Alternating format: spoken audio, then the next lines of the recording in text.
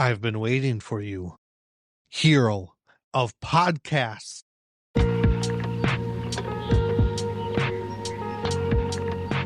Hey, listen, and welcome to the Zelda Filmcast. I'm your host, David Reese, in the show where we adventure across the realms of Hyrule and the Silver Screen. Welcome back, and today we're going to jump right into our random Zelda wiki, which is the Hyrule Settlement Ruins, just past Woodland Stables. This is a Breath of the Wild, Tears of the Kingdom location. It's up on that just north of the Hyrule Castle when you're the little stable that is kind of at the entrance of the Lost Woods. There you'll find an electric Wizrobe, and that's pretty much what you'll get there. Wizrobes, I don't believe, are one of the enemies we get in Ocarina of Time. I might be wrong, but just like how Wizrobes you don't see in Ocarina of Time, you don't see P-hats in Breath of the Wild, Tears of the Kingdom. And today we're going to see some P-hats as we adventure across Hyrule. And the Ocarina of Time, the current game we're playing through. That's right, we're hopping right back into our Let's Play. We're going to be talking about, we're not going to quite go to the second dungeon today. We're going to probably do everything up until going up the mountain today, because there's so much stuff to explore and discover. And it's been a hot minute, but ever since I recorded the last Ocarina of Time episode, there has been the announcement of the Ocarina of Time remake scheduled for this year. Given that it's already July, almost August, I'm going to guess it's either a holiday release or it's probably going to get pushed. Because I still remember 2022 was the year for Tears of the Kingdom, and that got pushed back to May of 2023. Not that I keep track or anything. But we'll hop right back into our Let's Play, talk about the game a little, and I don't think I said it last time, but this is a spoiler-free run-through. So if it's something later in the game, I'll try to avoid talking about it and won't mention any major plot beats later in the game. That way I don't spoil a already 30 years old? But we defeated Goma. But let's resume. We defeated Goma. We defeated the arachnid parasite that was in the belly of the great Deku Tree. That's where we left off with our previous episode. We collect our heart container, not a heart piece, and we get teleported to the front of the great Deku Tree, where he congratulates us and tells us that he's already bit the dust. He was already too far gone. And he tells us the story of a man from the desert who ordered the Deku Tree to give him a stone, the Kokiri Emerald. And the Deku Tree refused, so the curse was placed on him. Deku Tree tells the story of the goddesses, tells how they came down, and basically the creation story of Hyrule and all the land. And the goddesses are a reoccurring theme in the Zelda series.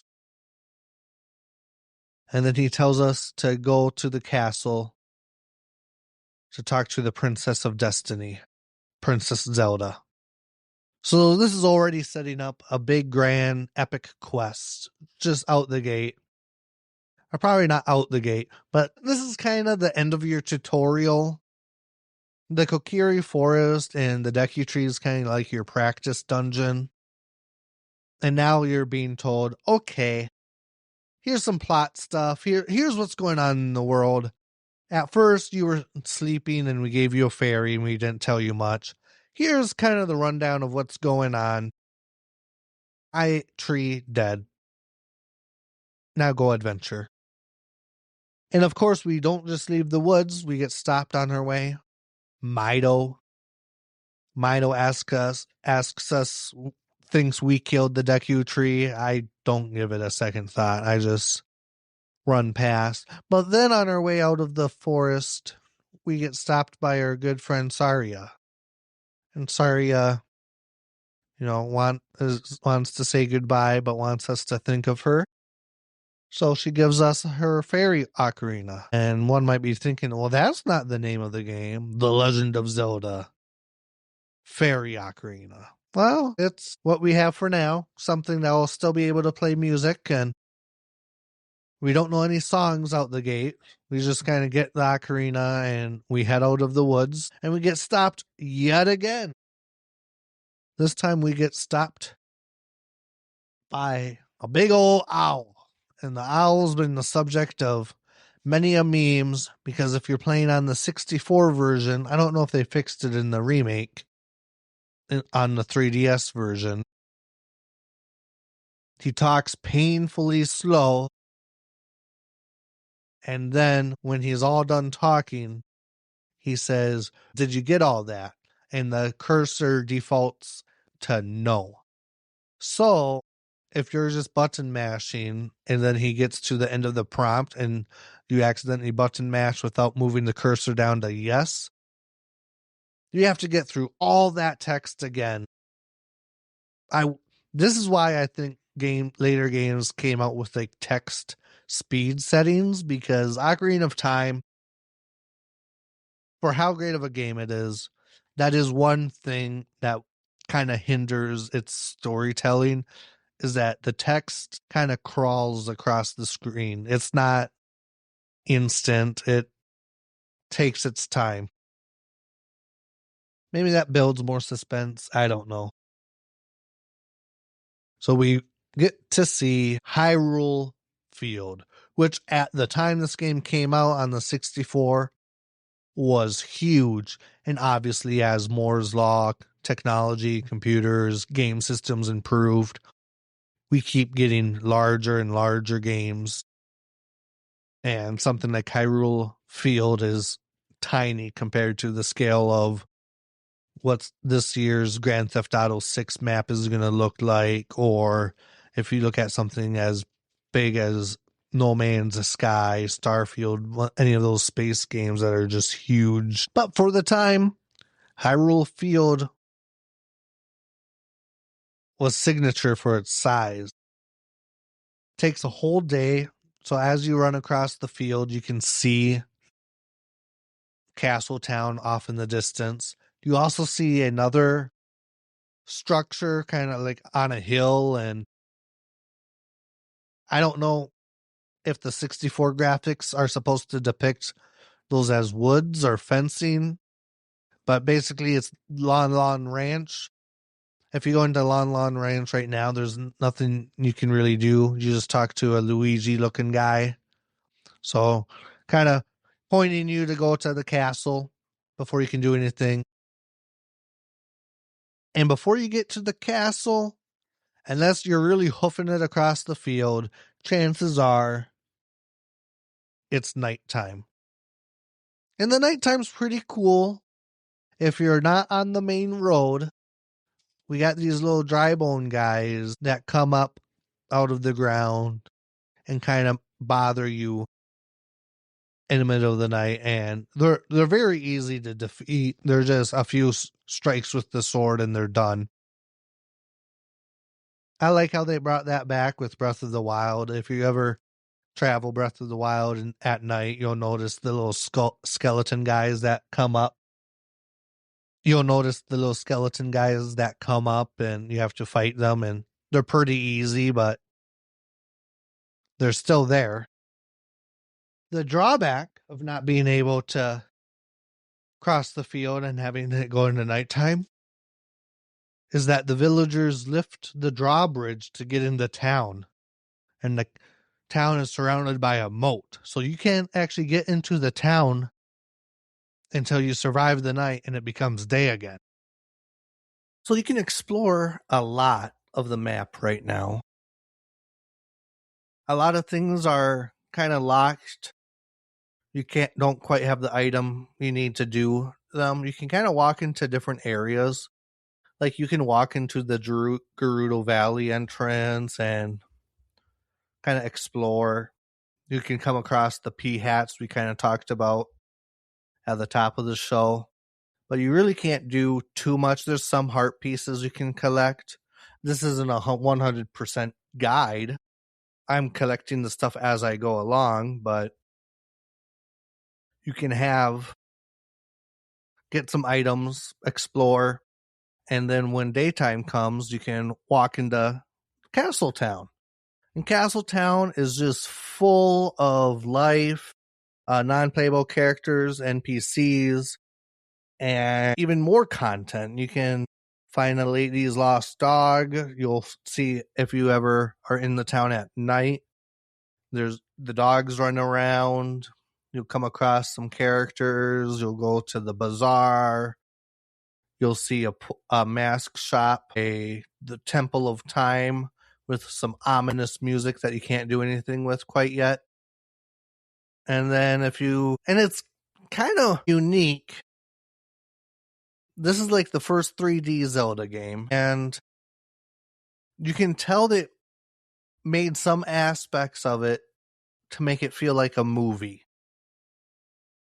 One opening cutscenes, some of the cinematography here in Castletown, I guess in order to achieve the feel of a busy plaza, it's got this unique perspective where the camera is just in the center of a fountain and it basically rotates with your character Link as you run around the market.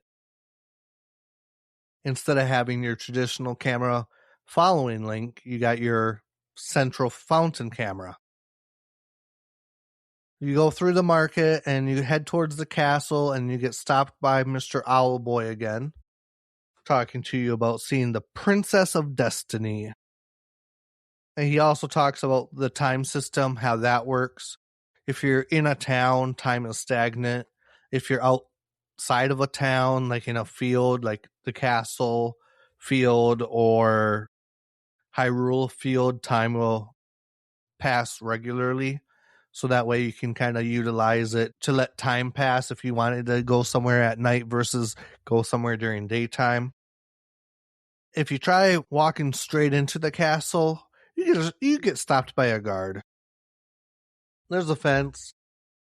If you try sneaking around and the guards catch you, they'll just catch you and throw you back out and you have to restart all over again. Now there's a girl, Malin is her name, little redhead. You talk to her and she'll tell you her issue. Her dad was delivering milk to the castle, and as a daughter, she believes her dad had fallen asleep.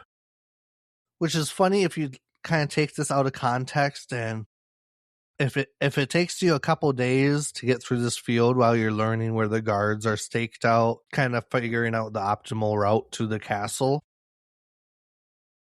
it's a lot of trial and error to figure out the right way to the castle. But then you can think of him sleeping through all of that, no matter how many days that takes, which is kind of funny to me. So if you talk to her, she'll ask you if you can find him, and she'll give you an egg. And if you have the egg on you when it goes from night to day, at the crack of dawn, when the rooster crows, that's when the egg hatches, and you get your own little cuckoo. So if you do the route, you get to Talon with Malin's egg / cuckoo, and you use the item to wake him up. Kind of talks funny. He says, "What in tarnation?" And he runs, knowing that he's going to get an earful from Malin when he gets back. Sneaking around is kind of fun. There's some vines. You get to swim in the moat. There's a part right in front of the castle itself. There's another moat and a drawbridge guarded by guards, and you can't sneak past them unless you actually go in the water. And then you have another sneaking section after you get Talon woken up. You kind of stack the crates and you jump into the little water drain, and it's the courtyard. And the courtyard, man, this theme kind of bops. I love this soundtrack. The soundtrack for Ocarina of Time is pretty iconic. And this is a part where I could just vibe with the little repetitive theme tone as you're going through the castle courtyard, avoiding guards, whether you're sneaking around the other side of a fountain, going over them on a wood support, trying to collect rupees as you go.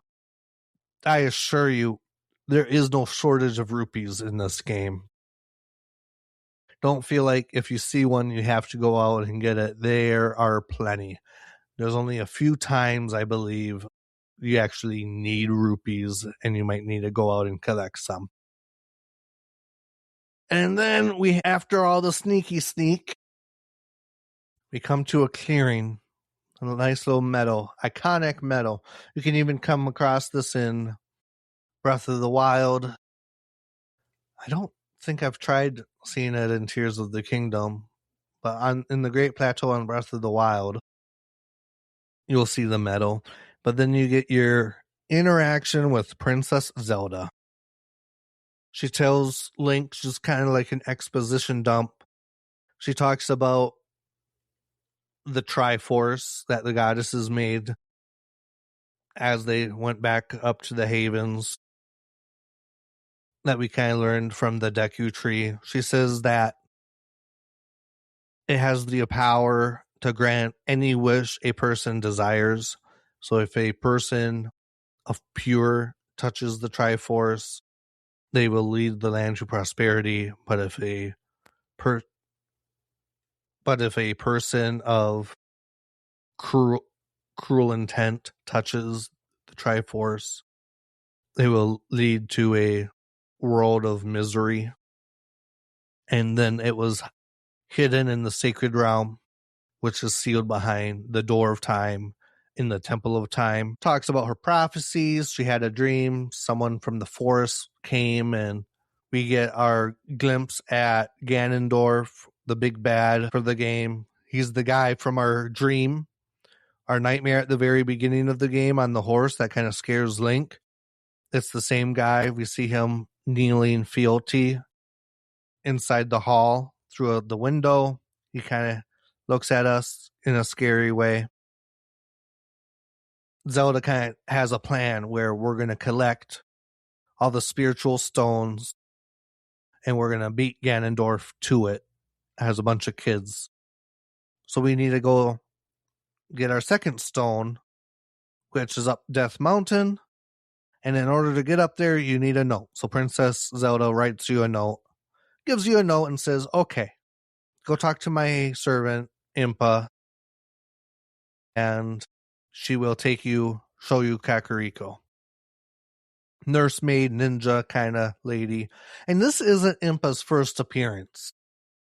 I think this is her first in-game appearance, but in the Nintendo Entertainment System, the very first Zelda, she is mentioned in the instruction manual, I believe. She's in the lore of the first game, but this is the first time I think she's actually in the game. Teaches you Zelda's Lullaby, which apparently is a special song that signifies you're with the royal family. It's kind of become an iconic tune that gets repeated throughout other Zelda games. Kind of odd that it's a lullaby, because normally a lullaby you would think of trying to put someone to sleep. But I guess that's kind of the royal family's signature tune. And then she ninjas you out of the castle straight to Hyrule Field. And she kind of gets you going towards Kakariko. She says that's kind of her hometown. And she's hometown of the Sheikah, and she's one of the last of the Sheikahs. Points you there and says, okay, adventure commence. I guess we've already kind of been on an adventure. We haven't really done much fighting this episode. We've done a lot of exploring, but we're having fun.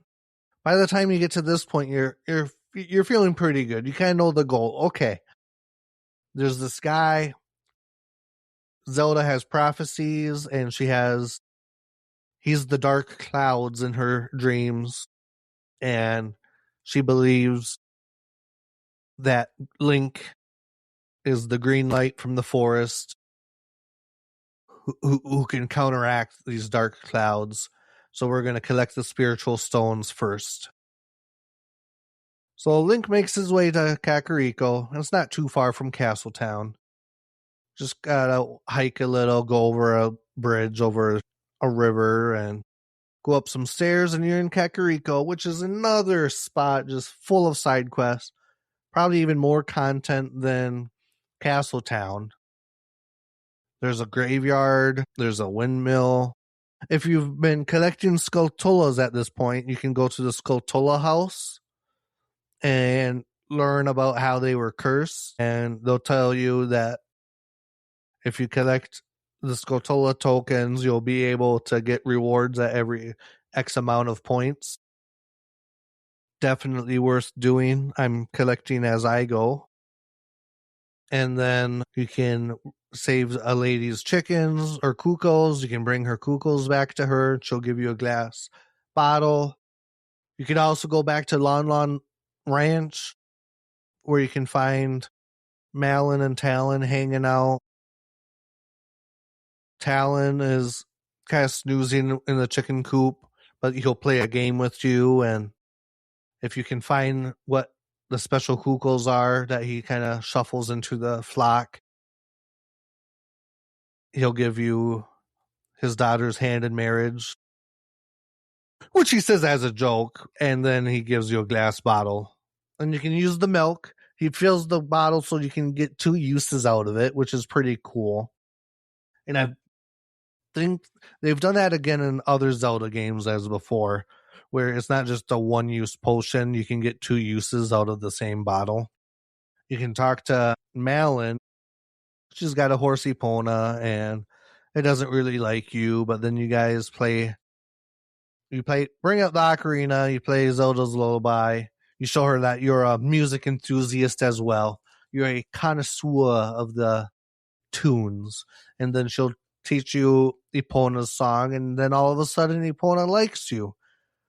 Epona's still a small little horse, and you're still a small little guy, so you can't quite ride her. Hopefully you can do that later in the game. And when you finally think you're done exploring, you can go back to Kakariko, and you'll find a little gate at the top of the town with a guard. And if you show him the letter Zelda gives you,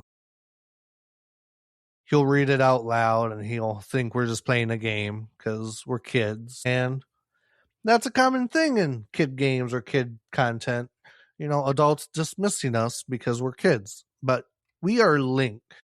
We are the hero of legend that hasn't been legend yet. We are making our own Legend of Zelda, Ocarina of Time, as we're going through. And he doesn't have much skin in the game, so he opens the door and lets us through. He doesn't want to cross the princess, disobey her out front. And then that's where we're going to leave it off for today. Next time we're going to go up the mountain, meet its people, do the dungeon, beat the boss, and have a good time. Getting back on the game with this, getting back on the ball with doing the podcast. Give me some shout outs. Give me some mail questions. Send them to ZeldaFilmcast@gmail.com or send a message link in the show description. It can be about Zelda, movies, whatever you want. But that's going to be it. If you like what you heard, leave us a review or tell a friend.